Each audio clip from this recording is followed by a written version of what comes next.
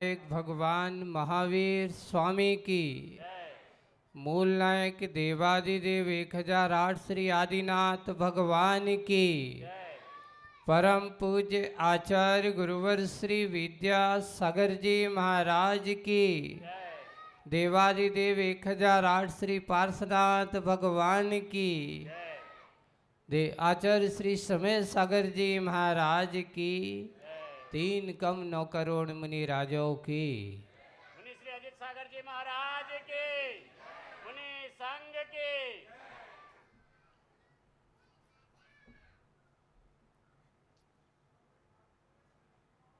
पार्श्वनाथ भगवान के महामंडल विधान का आज पावन प्रसंग है।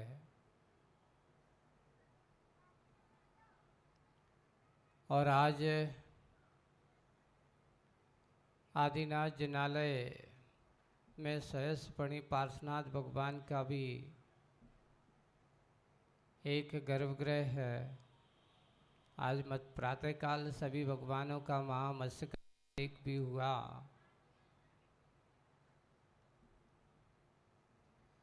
बंधुओं, पार्श्वनाथ भगवान को अपन कितना मानते हैं? पार्श्वनाथ भगवान को किस दृष्टि से मानते हैं? और पार्श्वनाथ भगवान को हम किस लिए मानते हैं, इसको सोचना। एक व्यक्ति आया, आप पार्श्वनाथ भगवान को मानते हो? बोले कि महाराज हम तो बिल्कुल, कुछ भी होता है हमारे सारे संकट अगर दूर होते हैं तो हमारे तो संकट हरण कौन है? तो वो हमारे कौन है? बोले पार्श्वनाथ। ये हमारे संकट हरण पार्श्वनाथ हो गए। अच्छा, तो आप उनको संकट हरण पार्श्वनाथ मानते हो? बोले कि हाँ।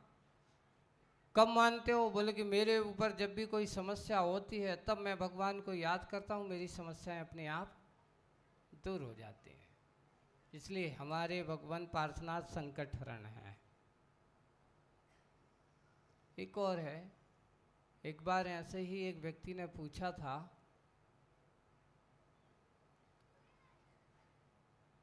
कि ये बताओ भगवान को संकट हरण पार्श्वनाथ क्यों करते? दूसरे भगवान क्या संकट को देते हैं क्या? पार्श्वनाथ भगवान को संकट हरण करते हैं तो क्या आदिनाथ भगवान संकट को देते हैं क्या? बोले कि नहीं, हमारे कोई 24 तीर्थंकर आदिनाथ भगवान से लेकर के भगवान महावीर स्वामी तक के सारे पूरे 24 तीर्थंकरों को अपन देखें तो उन्होंने कभी किसी को संकट दिया? नहीं दिया। ये अवश्य है कि जब जब भी तुमने संकट के समय उनका नाम लिया तो वे संकट के समय आपके सहारे अवश्य बने। संकट के समय आपके साथी अवश्य बने। आपको एक परम शांति का अनुभव देने का काम अगर कोई करते हैं तो हमारे ये 24 तीर्थंकर भगवंतों का नाम ही हमारे लिए सहारा होता है। संसार में जहाँ भी जाओगे, आप यहाँ हम बैठे हैं, कहीं ना कहीं हर व्यक्ति कोई ना कोई विकल्पों से जूझता है। कहीं ना कहीं उसको कोई ना कोई विकल्प बने ही रहते हैं। कोई ना कोई समस्याओं से ग्रसित रहता ही है।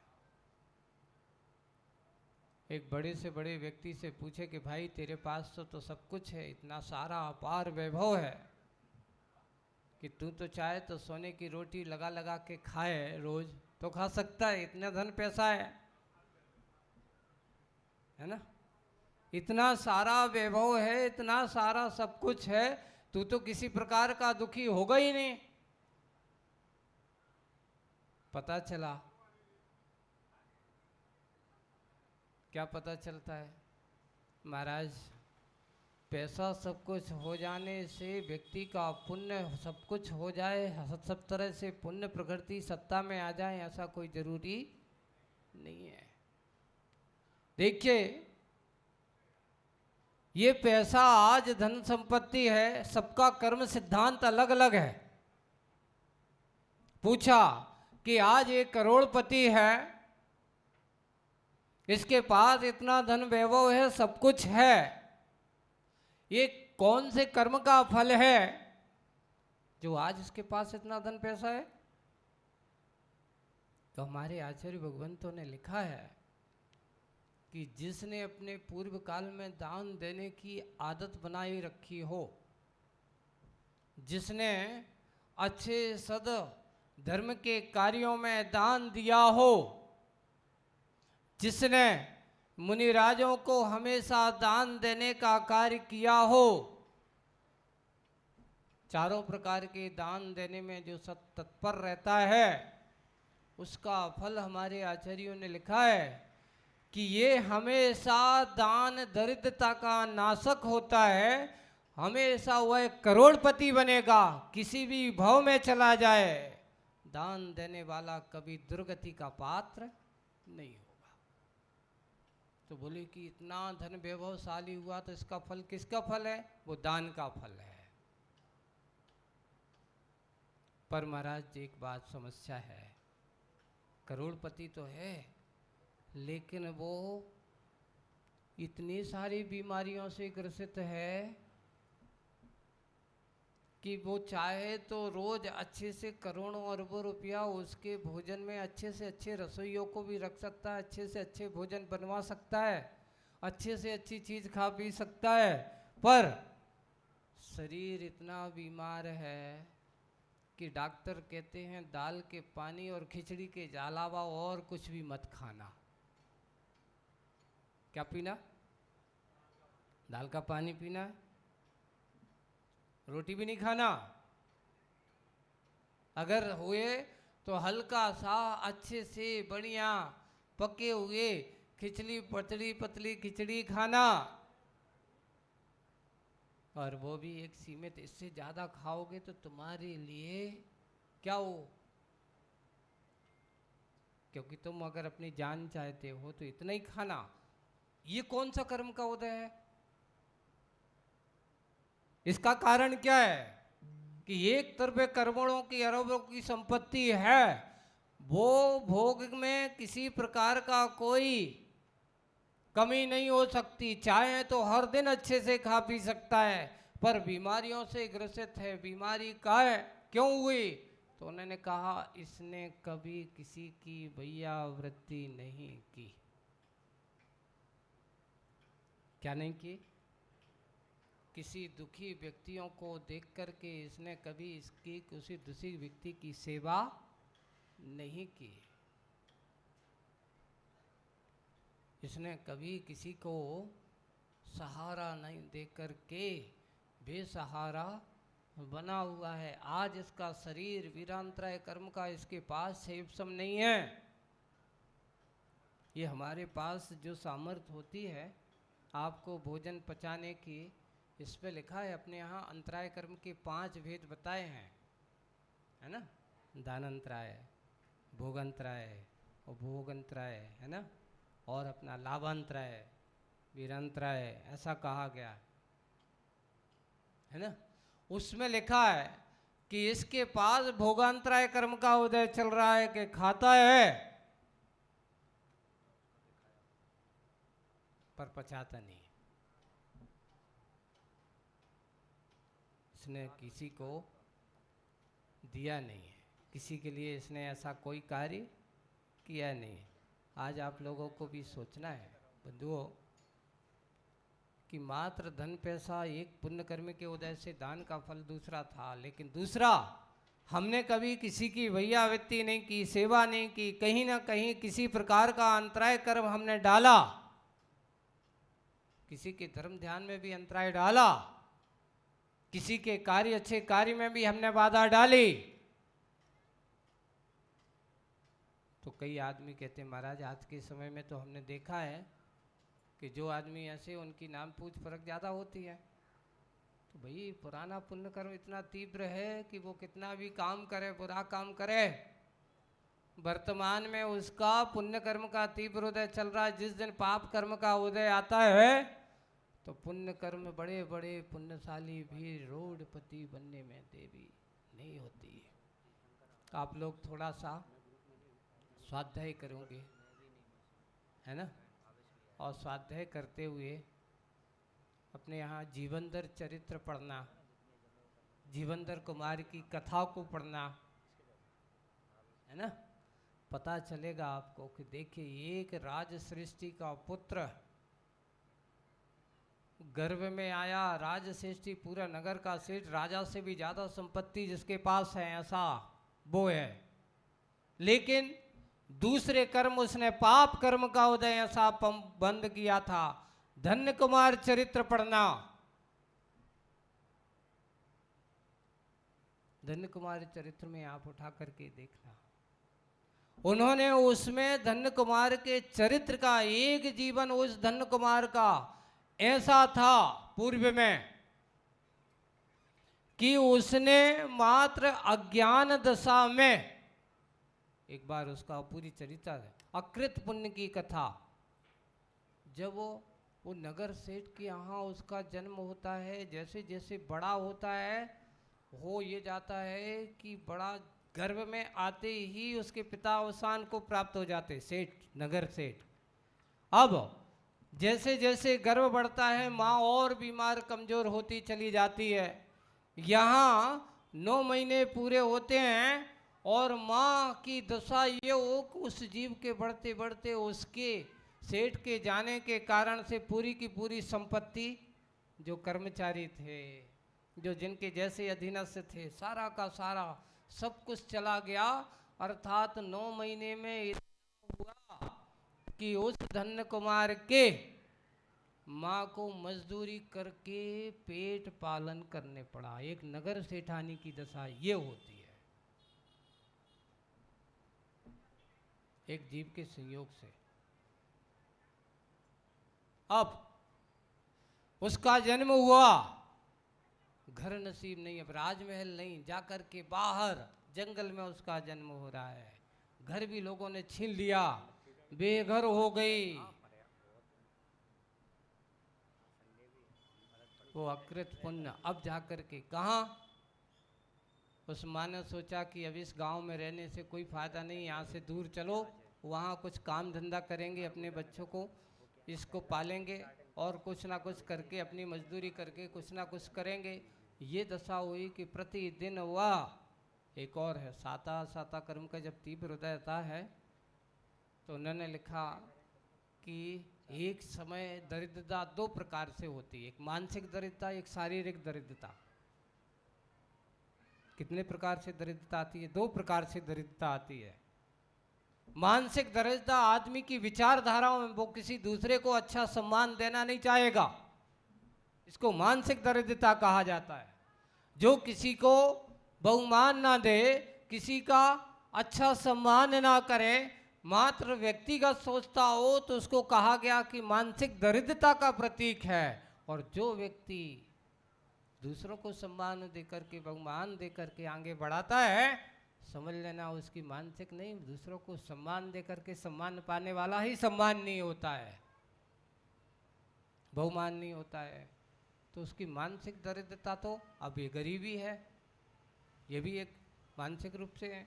दूसरा शारीरिक दरिद्रता कि घर पर खाने पीने को है नहीं, लेकिन भूख इतनी लग रही है कि जो रोज कमाता है वो भी कम पड़ता है। वो माँ दिन भर काम करती है, मजदूरी करके जो भी धान वगैरह लेकर के आती है और स्वयं खा कर के बेटे को खिलाती है, और बेटा कहता है माँ मुझे भूख लगी। इतना खिलाने के बाद भी माँ, बेटा कहता है मुझे क्या करूं, कुछ समझ में नहीं आ रहा है, कुछ भी समझ में नहीं आ रहा है। वो एक दिन बेटा अब थोड़ा सा बड़ा हो गया, 7-8 साल का हो गया है, वो सोचता है कि माँ कितनी करती है फिर भी मेरे लिए मेरी भूख भी शांत नहीं कर पाती है। तो उसने सोचा कि आज अपन भी काम करने चलते हैं। माँ यहाँ काम करने गई तो वो भी वहाँ पर गया और चलते चलते पास में गया। देखिए कि उस व्यक्ति के घर पे गया जो व्यक्ति कभी उसके पिता के यहाँ काम करता था। किसके यहाँ गया? जो कभी नौकर था आज वो सेठ बन गया है। वो सेठ का बेटा नौकर के घर पर गया और उससे कह रहा है कि भाई मुझे काम दो। उसने पूछा तुम किसके बेटे हो, कौन हो? उसने परिचय दिया। उस व्यक्ति को दया आ गई, मेरे सेठ का बेटे की दशा ये है। आंखों में आंसू आ गए।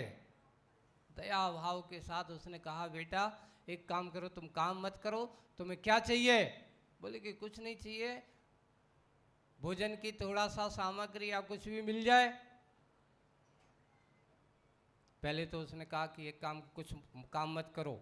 उसने अपने वहाँ से बुलाया, अपने आदमी को कहा जाओ 4 से स्वर्ण मुद्रा लाओ, ये इसके दे देते, ये अपना बेच करके अपनी दरिद्रता दूर कर देगा। और उन्होंने जैसे ही उसको स्वर्ण की मुद्रा उसके हाथ पर रखते हैं, पाप कर्म का उदय कि सोने की मुद्रा उसके हाथ में ऐसी लगती जैसे अंगारे बन गए हों। क्या बन जाते हैं? ओ ये भी कर्म है। यदि देने वाला तैयार पर लेने वाले का भी पुण्य कर्म का उदय होना चाहिए। अगर लेने वाले का पुण्य कर्म का उदय नहीं है तो हाथ में आई हुई वस्तु भी उसका साथ। वो कहता है भाई मैंने तो आपको काम मांगा था, आप मेरे हाथ क्यों जला रहे हो? उन्होंने तत्काल उससे कहा कि भाई मैं तेरे लिए इतना करने की सोच रहा था, पर क्या करूं, तेरा पुण्य कर्म का उदय नहीं है। अब दूसरी तरह से उन्होंने क्या किया, उसको एक काम करो, तुम काम मत करो, ये अनाज के ढेर लगे हुए हैं, तुम्हें जितना भी अनाज ले जा सको अपने सिर पर भर लो, ले जाओ, जितना ले जा सको उतना भर लो और ले जा करके काम मत करो, तुम तो जाओ, भोजन पानी यहाँ तुम्हारी माँ को दे देना, वो तुम्हारी भोजन की समस्या दूर कर देगी। उसमें भी पाप कर्म का उसने भर लिया, ले जा रहा है, रास्ते में उसमें कब छेद हो गया, धीरे धीरे गिरते गिरते घर तक पहुंचा। उसके हाथ में कितना पहुंचा? थोड़ा सा पहुंचा। ये पाप कर्म हर तरह से उसका साथ देता। ऐसा ही कर्म का सिद्धांत समझ लेना बंधु। पूछा गया कि ऐसा क्यों हुआ? उस अकृत पुण्य ने ऐसा कौन सा पाप किया था जो उसके साथ ऐसा हुआ, ऐसा दरिद्रती बना? तो उसने कहा इसने अगले भव में जिनेंद्र भगवान की संपत्ति का सेवन किया था। क्या किया था? धर्मायतनों की संपत्ति को अपनी संपत्ति बनाया था। निर्माल सेवन का फल, दान का फल, उसने ऐसा किया, उसका फल ये था कि उसको नगर से पुण्य कर्म का उदय ये कहता कि पहले कोई अच्छा काम किया तो कुल तो तुझे सेठ कुल मिला, लेकिन पाप कर्म का उदय ये हुआ कि निर्माल का भक्षण करने का परिणाम ये हुआ कि आज उसके पास ऐसी दरिद्रता। इस भव में तुम्हें लगता जरूर है कि इस भव में मेरा कुछ नहीं होने वाला, अगला भव क्या होने वाला है बंधुओं, ये बताते हैं। आगे जाकर के उस अंकृत पुण्य ने इतना पुरुषार्थ किया, करते रहा, रोज जाकर के उस सेठ के यहाँ काम करता है, जो जाता है करता हुआ, एक दिन वो सेठानी है, वो जिसके यहाँ काम करती है, और काम करके उसने काम करके वापस वहाँ उसके गए। आज सेठ ने कहा कि आज तुझे भोजन में अच्छी सी खीर बनाना है और थोड़ी ज़्यादा बना लेना, ज़्यादा बना लेना। क्यों? बोले कि जो बचेगी तो तुम भी अपने घर ले जाना, अपने बालक को खिलाना। उन्होंने कहा अच्छा ऐसा है। ले जा कर के वो सामग्री उसने कहा कि मैं यहाँ से बनी तो नहीं ले जाऊँगा, आप अगर कह रहे हो तो मैं यहाँ से सामग्री ले जा कर के बेटे को घर पे अच्छे से बना करके खिला दूंगा। और वो ले जा कर के गई है, और आज सुबह से उसने यहाँ से ले जा कर के खीर बनाई। उसके मन में क्या भाव आए कि एक समय ये था कि जिस घर पे प्रतिदिन मुनि राजों को आहार दिया जाता था, आज मुनि राजों को एक ग्रास देने का सामर्थ्य मेरे पास नहीं है। आज खीर बनाई है, और बनाते समय बेटे से उसके मन में क्या बात है, माँ कुछ सोच रही हो? बोले कि हाँ बेटा, सोच रही हूँ कि आज कितने दिन के बाद मैंने खीर बनाई है, काश अगर ऐसे समय पर किसी मुनिराज का आगमन हो जाता,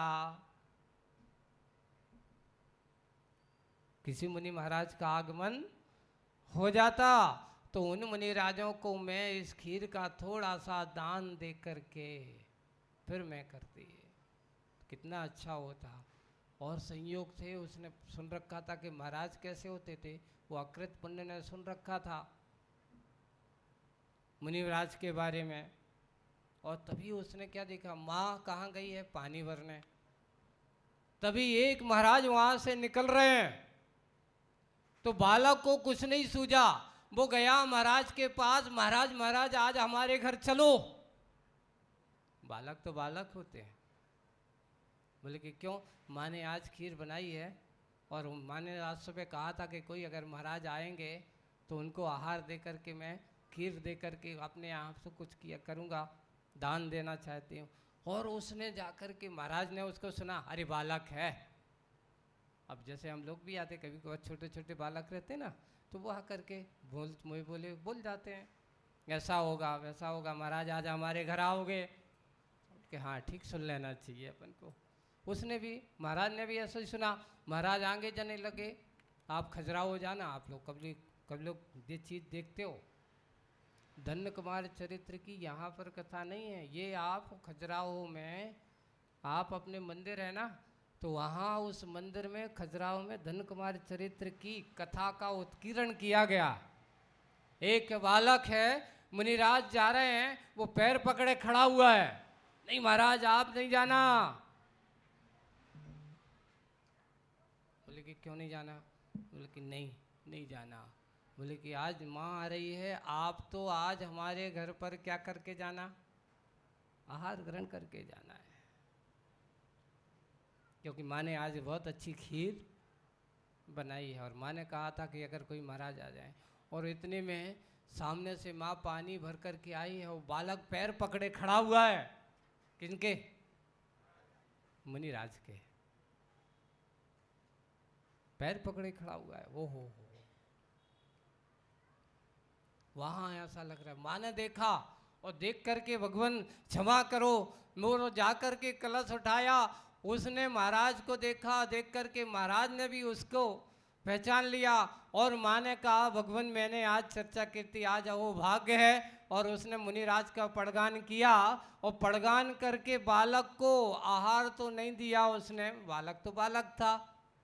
अब आप लोग कहोगे महाराज का अंतराय नहीं हुआ था क्या?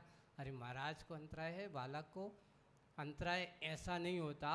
अरे उन्होंने पकड़ लिया उस समय शुद्धि के महाराज के, ऐसा थोड़ी कि अब आहार को जा रहे हैं आज की तरह मुद्रा लेकर के जा रहे हैं। उन्होंने रास्ते में विहार करते हुए रास्ते में मिल गया, मुनिराज उनके घर के सामने से जा रहे हैं। ओ जैसे ही वहाँ पहुँचे, माँ ने पड़गान किया। माँ ने पड़गान करके बालक वहाँ पड़ोस में सेठ जी को पता चला, वो भी आ गए, वहीं रहती थी। उन्होंने भी उनसे मिल कर के असात आहार दिया था। वो भाग्य है आज वहाँ पर ऐसे पुण्यशाली बालक बाहर देखे आहार देखते देखते बहुत आनंद है, आज माँ की इच्छा पूरी हो गई। और वो मुनिराज कोई सामान्य नहीं थे। क्षीर श्रावणी रिद्धि के धारी मुनि महाराज, जिनके हाथ में अगर रूखा सूखा भी आ जाए तो वो भी कैसा हो जाता था? मीठा। क्षीण महारिद्धि के धारक महाराज, कि इनके हाथ में अगर जितना भी आए, और फिर पूरे गांव में आहार के बाद उनने आहार किया, और इतनी खीर हुई कि स्वयं बालक को खिलाई, पड़ोस में खिलाया, पर खीर का क्षीण महारिद्धि के धारक भाई ऐसा क्या हो गया मुनि महाराज की आहारचर्या का। तो बंधु आज आपको ये कथा इसलिए मैंने सुनाई है पुण्य कर्म का उदय हमारे जीवन में अगर होता है भैया, व्यक्ति अच्छी होती है तो शरीर आपका स्वस्थ होता है। इसलिए और जब पाप कर्म का उदय होता है तो संपत्ति होकर के भी उसका उपभोग नहीं हो पाता। हम भोग उपभोग की बात को अच्छे से समझें। आज पार्श्वनाथ भगवान की आराधना का समय आपने यहाँ किया है, आराधना की है, और आराधना के साथ साथ हमने एक भावना की है कि ये भावना हमारे जीवन में हो कि भगवान जैसे आपके जीवन में इतने संकट आए तो आपने सारे संकटों को सहन किया, पर सबसे कर्म के सामने आप कभी नतमस्तक नहीं हुए। आपने संघर्षों में, उपसर्गों में तुमने समता का भाव धरा, आदर्श बना रहा, तुम्हारा जीवन भक्तों के जीवन में उतरा वाली बात। इसलिए आज पार्श्वनाथ भगवान की स्तुति का ये समय, और यहाँ पर सैटेलाइट में बात सही है, एक दिन का संयोग था और कल आज पार्श्वनाथ हैं, कल यहाँ पर विमलनाथ भगवान की आराधना भी संयोग बन गया है। क्यों? देखो कभी कभार भक्तों की भावनाएं जो होती ना, पहले कहते महाराज अच्छा मंदिर है, आए आप एक दिन आओगे, तो मैंने कही अभी एक एक दिन तो हो जाना चाहिए, लेकिन एक दिन से बड़ा अब क्या 2 दिन का कार्य हो गया। एक और संयोग बन गया। गर्मी का समय था, पहले मांडवी की पुल का कार्यक्रम का था, चल रहा था, लेकिन यहाँ से दूर भी हो रहा था, और सोचा महाराज वहाँ पे भक्तगण कम हैं, यहाँ भक्तगण ज़्यादा हैं। तो हमने कहा कि ठीक है, भक्तों की भावनाएं अगर ऐसी होती है तो कार्यक्रम हमारे भावेश और विजय सभा में महाराज ऐसा ऐसा है तो उनको दे दें। मैंने कहा भाई देखो, होंगे तो 24 ही तीर्थंकर की आराधना है ना, आराधना तो पूरे तीर्थंकरों की आराधना चल रहा है, और इन दिनों में हमें पूरे के पूरे सारे तीर्थंकरों की आराधना करते करते पूरे करीब करीब सभी 20 हो गए, 21-20 तो हो गए। लास्ट महावीर भगवान आज 5 तारीख है, आज 6 तारीख हो गया, कल 7 है, फिर 8 तारीख को पादली में है, और 9 तारीख को महावीर सीजे रोड पे है, और सीधा 10 तारीख महावीर जयंती। अब ज़्यादा दूर नहीं है। महावीर जयंती कितनी दूर है ये बताओ? हम भगवान महावीर को नाम से मात्र मानते कि काम से भी मानते हैं? जियो और जीने दो, महावीर जयंती आएगी खूब नारे लगाएंगे, हिंसा परमो धर्मा, भगवान महावीर स्वामी की खूब लगाएंगे कि मात्र इतना ही संबंध है। एक हमारे महाराज थे, उन्होंने एक थोड़ा सा एक व्यंग लिखा था। आज उन्होंने लिखा, सत्य हिंसा से बस हमारा तो इतना नाता है, महावीर जयंती आती दीवालों पर लिख जाता है और दिवाली पर पुत जाता है। सत्य हिंसा से बस हमारा इतना नाता है, महावीर जयंती आती है तो दीवारों पर लिख जाता है, और दीपावली आती है तो पुत जाता है। इतना हमारा महावीर जयंती से संबंध है क्या? नहीं। अगर आप भगवान महावीर की सच्ची उपासना तो दीवारों तक मत बनाइए, पोस्टरों तक मत बनाइए। भगवान महावीर को अगर तुम्हें बनाना है तो दीवारों और पोस्टरों से हट करके अपने हृदय पटल पर बिठा करके मनाइए, तब तो आपकी महावीर जयंती है। मात्र हमने बना दिया आज महावीर जयंती, इसलिए सबसे पहले महावीर को मात्र हम पोस्टर से नहीं, पुस्तक से नहीं, अपने अंदर के हृदय पटल पर, मानस पटल पर विराजमान करके मनाने की कोशिश कीजिए। उस दिन भारतवर्ष में अगर तुम्हारी आज वर्तमान में शासन नायक भगवान महावीर स्वामी के बारे में तुम्हारी पहचान है तो इस दिन हमें अपनी संगठन शक्ति और अपनी एकता का परिचय देना चाहिए। एक और है, अपने भगवान और अपने गुरु उस मार्ग के अनुयायी हैं जिस पर हम चल कर के, क्योंकि भगवान ने मार्ग बताया है तो गुरु ने मार्ग पर चल कर के हमें दिखाया है। आज वर्तमान में भगवान का मार्ग हमें बताया हुआ है। हमें आज साक्षात तीर्थंकर नहीं है, भगवान महावीर के और ऐसे 2400 तीर्थंकरों के मार्ग का अनुसरण अगर कोई करते हैं तो वो कौन करते हैं? हमारे गुरुजन करते, आचार्य उपाध्याय और साधु, ये हमारे गुरु हैं। इनके मार्ग पर हमें चलते, ये मार्ग पर चलते हैं तो उनका मार्ग का अनुसरण हम करते हैं। अब आप लोग, कल हम जब बिहार कर रहे थे, है ना, तो एक महाशय हमारे साथ चल रहे थे तो वो कहते हैं, महाराज जी आप लोगों के साथ चलते समय पता नहीं कहाँ से कौन सी शक्ति सामर्थ आती है, अगर हम यहाँ से अगर आधा किलोमीटर भी जाएं तो हम यहाँ से एसी गाड़ी में बैठते हैं और एसी में घुस जाते हैं, घर में चले जाते हैं, आप इसमें पहुँच जाते हैं। इतनी गर्मी से, पर आपके साथ चल रहे हैं, मैं गर्मी तो लग रही है, पैर भी जल रहे हैं, जूते चप्पल नहीं पहने हुए हैं, लेकिन इतनी सहन शक्ति, इतना सामर्थ्य क्या है? तो उन्होंने कहा यही है गुरु की संगति, यही है गुरु की संगति कि जिसके पास सामर्थ्य नहीं होता वो सामर्थ्यवान बन जाता है, जिसके पास शक्ति नहीं होती वो शक्ति संपन्न हो जाता है। इसलिए बंधुओं, प्रभु के मार्ग पर चलने के लिए गुरु की संगति भी बहुत जरूरी है।